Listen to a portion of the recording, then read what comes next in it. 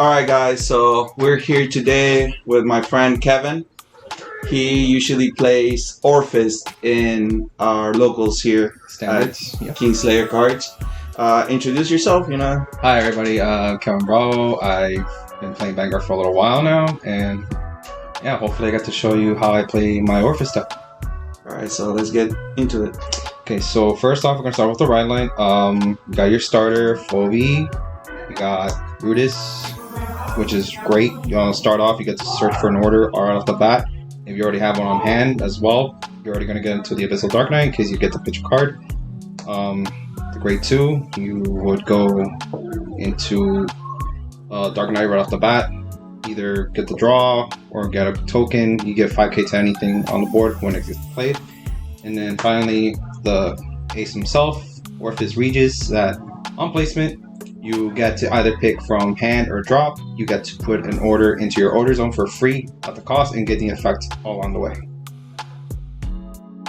So here comes the grade 3s. You got your Persona Rise, you got the other 3. And then the only other grade 3 I play is Nuvoria, which is a great body. Gives is big numbers, and when retired, you get to have another Shadow Armor token for free. Next up would be the grade 2s. You got Habitable Zone. It's a super great card that just came out of set 10.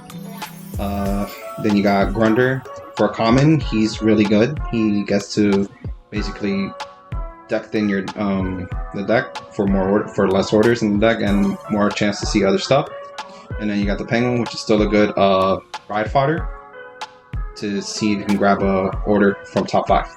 Next would be the grade 1s here. You got Bulbamine, still useful every once in a while. You get to have a counter charge after it's boosting. You got your PGs. You need those. You got 3 regular PGs, and you got the order PG in case you have a guard restrict. Next, you have your orders. I play 1 of the counter blast. I play 3 for the soul and to get draws, and then I max out 4 of the grade 3. That every time a token comes out, they gain 5k, and it sucks. And lastly, you have your triggers. You got your OT, your crits right there. You got 8 of them. I switched to draws for fronts recently because honestly it helps to get the big numbers because I already have searchers along the way, and your 4 heals. How do you feel your hand without the draws? Is it less, or with the order it kind of like balances out? It really does, because half the time you get to have, in case you have a biddable zone off the bat on your starting hand, you basically get to pitch it, and then say you go into the grade 1. You would first search the order, because, just search for it. Yeah. You grab whatever order, and then the second effect from drop, once he's pitched during your right phase, Soul Blast 1, and put the habitable zone at the bottom of the deck, draw a card. Okay. So you get to have at least a draw 2. Okay. And how has it been, this deck, working out in tournaments lately with the new meta that has come out? With Gandiva, it's pretty hard, but at the same time not, because mainly they would just retire Shadow Armor tokens. I just get them back over and over. Okay. So it kind of delays the game a bit. What's the matchup like that? The matchup, it's really difficult, because I don't most pieces like my grade 3s doesn't matter because I retire regardless myself. It's the grade 2s when I would love to intercept, but they will retire them off the bat. Would you say 60-40 on Gandiva side, or I would say maybe 70-30. 70 on Gandiva side? Yeah, on the Gandiva side. Okay. So but this deck on its own, it's got a pretty good firepower, aggression wise and attack wise. It makes good numbers and it can attack, right? What do you think is the major problem right now with the deck? The problem is every once in a while, say for example, we just got the Messiah strike deck. Yeah. Basically, just locking tokens or locking anything gives them a bonus, but besides regular units, the tokens just fizzle out. And I just get them back and all. But if I leave anything, even one thing, it's gonna occupy space that would mostly need to do the multi-attack. What do you think this deck needs to be competitive right now? To be competitive right now, what type of card do you think will benefit from? I'm guessing cycle out some other orders from drop. or allow me to use another order every once in a while during play. Okay. In terms of like maybe during the battle phase or at the end phase. I think Lyrical Monasterio has an order that says if you play this card, you can play an extra order. Maybe something like that, would you say? Yeah, or maybe develop a new type of order, because we haven't had an order since set 3, which is like the grade 3 order, which is basically a good stacking number 1. But we mostly maybe make something to do with terms of the shadow tokens. What about defense? I think it needs more defense. In terms of defense, I will honestly be saying maybe make them gain, like during opponent's battle phase, let them gain type of shield value with intercept, like a small, not a really big one, like because they're already 50k bodies. That's a really big number for a grade 1 token. So like a 5k with intercept, only from the front, not the back, because we already have another unit that does from the rear. During the Abyss Dark Knight. Maybe with the new set coming up, Orfist Mask is coming out, and we don't know what he does yet. What are you expecting from it? From Orfist himself, there's at least 2 to 3 possibilities. One is like maybe give the Shadow Army tokens that ability of being able to intercept and gain a shield value when you get to put them in Guardian Circle. Okay. Or give them a ability of like, or maybe give Orfist himself like an ability to like either restand with minus drive, or giving Shadow Army tokens a crit on swing. What about +1 drive? Or gain a +1 drive as well. Triple drive. Like if you made like this amount of shadow tokens during this turn. Yeah, or either make that many, or depending on the number of orders you have. That will work. Yeah. Like so you have or maybe an order that gives you +1. +1. Yes. Or something like that. Because I have played this deck and I don't think it's lacking firepower. But I do think it lacks in finishing games. And it's not that it kind of like doesn't have like a finishing moves, because you're just hitting with almost the same big numbers from start to finish. But we played yesterday, right? And you let me borrow your Messiah Chopper. Yeah, it was just straight from out the box. I did not make no edits. Yeah, we didn't change anything because I forgot my deck boxes at home. So he let me borrow his for tournament. And we played each other. And I believe that what I was doing, it was just trying to lock his tokens so they would disappear. Yeah. So he would have to forcefully try to make them again. In that matchup towards the end, like you didn't have like that much guard. I didn't have that much guard because I must have been trying to like gain something else. But what really like makes it hard at the time when I would try to like go into like a really heavy attack is that I did not see my persona rights. I was gonna say that I forgot it when I was like talking about it. Yeah. When I brought out the whole story. Yeah. But that was my point exactly. What affected you more in that match was your persona right. Yeah, the persona right, because the on placement skill helps even more, because when riding first time grade 3, you get to play an order for free from other hand to drop, and you play one for turn. And then persona riding with Orfist, you gain the 10k and the draw. The skills on standby you get to have either from hand or drop, and play an order for free. Then if you have a Habitable Zone on the board after placing them, if you persona roll that turn, counterblast 1, look for an order in your deck, add it to hand, shuffle the deck. Yeah. And then after that, the next order you play during that turn is free.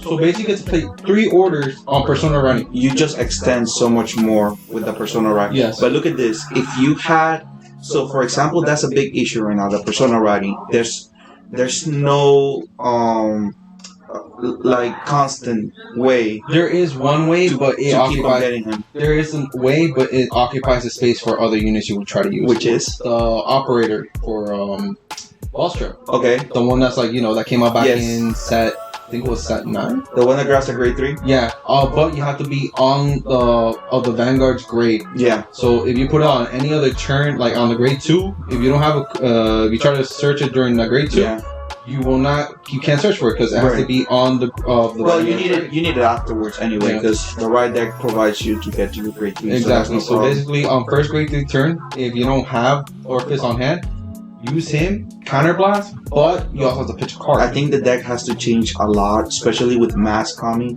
Because imagine if you have the issues of Persona riding right now, Mask has to ride on top of him in order for you to go into it. You can't ride Mask, like.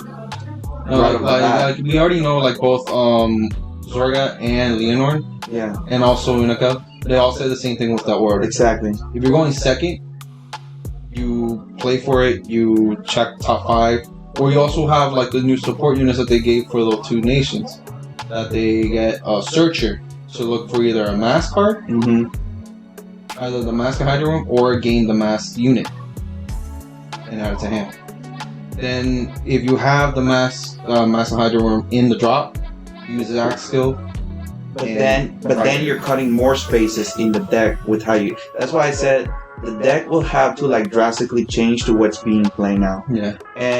But I think that Bushiro needs to fix the issue that has been coming out with so many new ride lines, and they haven't fully supported like the old ones. Yeah, like Sorga's okay, but Sorga's not tier 1 right now at the moment. And we all thought that Leonor was gonna be in tier 1 territory, and he's still not tier 1. So, and Leonor's fairly one of the older ones. Actually, no, wait, and remember this, like, I played against Zora, and he played Zorga, and out of all our games, it's like an 80-20 in terms of win percentage to Zorga. Yeah. Against Orfist, Regis. Orfist has been forgotten a lot. Imagine if he never got Regis. You still be struggling. The old Orfist is too high cost. Yeah. Way too high cost. That 2 counterblast, it was easy to play around all the time. Yeah, basically. And Regis was an answer to some of the prayers. But the game just like it evolved so much, so fast in this past few months. That now Orfist can't keep up. And it's like a hole in those players' lives, because what they want to play, like their favorite, their favorite decks. Yeah, it's not like sometimes people are like, you know what, I don't want to play this no more. Yeah, I'm just gonna sell it and play something else that maybe we'll get. And it's ridiculous that a deck so outdated as Gravidia can still beat Regis. Yeah, and it's only just getting like regular rear support. Yeah. Nothing more for like the ride line, nothing else besides the meters. It only had 2 types of meters, the one from set 3 and then one in set 4. That's it. It hasn't gotten any type of other type of meteors since then. And it still hits hard. Yeah. And I played against that deck a couple of times back then when it was still good, like still topping on them. And most of the time I win by a margin, by either they somehow deck themselves out, I don't know how, or someone managed to hit like sometimes people they just say all the same thing. You hit the overtrigger, you automatically win. Yeah. Especially with this is like best OT. Correct. Yeah. Yeah. I've been on both sides of it. Yeah, and it's definitely one of the best. It doesn't really matter what time like you get him. It's still like a double crit. Exactly. At worst. The really hard one is when you get the crit first and then the OT. Yeah. Then you're like really telling your opponent like, yeah, you're gonna die, man. Do you really want to take this before I do this? So it's still in deck. So Masks came out and I built Unica. I have Drajul, which I haven't built, but I have everything for it. And what was the other one that came out with it? It was Unica and Drajul? Unica, Drajul, Leonor, and then Zorga. Those are the only four. I didn't build Leonor or Zorga. They're the only four with. So I did Leonor, and the deck's okay, but it's not as top as I thought it was going to be. Then Drajul's okay, but he's not as good as I thought it was going to be either. And now there's a promo that we don't have. We don't know how much that thing's gonna be if he ever makes it. Don't even mention promos. Okay, so like everybody's waiting for that promo for Drajul to be better. But as it stands right now, like I'm really not liking it because you just change like a few cards to get like the same type of gameplay. So I'm not like I like the max mechanic. I'm not liking how the max decks play at the moment. I'm hoping Orfist changes that. I don't have the deck. I want to pick it up.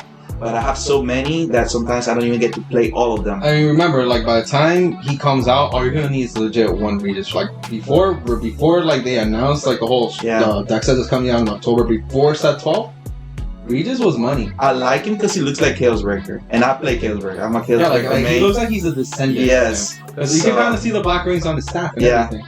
So like that's why I like him, but I wish it was better. And I think that was the main reason why I stopped playing him. Because I liked him at first and I wanted to max out everything and have it pretty, but it just wasn't enough. Yeah. So with that being said, final thoughts on what you want Bass to be. I would love Orfist Mass to be like a little bit of a revamp to himself, because the ride line, I think it's fine. The deck itself would probably need to be rearranged, because we gotta add the masks, we gotta add Dragon Tree units, in terms of like the Searcher and other stuff to give a Dragon Tree. That's another thing, the Dragon Tree markers, because now with Orfist that it's just gonna get bigger, bigger than it is now, and you will still play orders. The Grade 3 order is the one thing you will legit try to keep as much as possible, as long as you see it. Correct. Other than that, basically everything else is fine. Maybe like right now I switched the draws for fronts, and bro, that's like a big number to the point like that's basically its own garbage truck without actually saying it's a garbage truck. Alright, well with that being said, thank you for showing us your deck profile and your thoughts on the upcoming Orfist Mass that we might get revealed when? Next week maybe? I mean, next week is the start of the new season. Oh yeah, that's what it is. Next week is the start of the new season. Yeah, the new season comes out next week. Hopefully we get to see what it does. Yeah. Right? Hopefully, because we all know some of us are waiting for that, but I know everyone's waiting for set 13, which is another one we're going to have to talk about another time. Well, thank you guys for staying. Remember, if you have any trading card needs, go to kingslayercards.com. Remember to like, subscribe, and hit on that notification bell so you're up to date with all the videos that we post. Thank you. See you next time.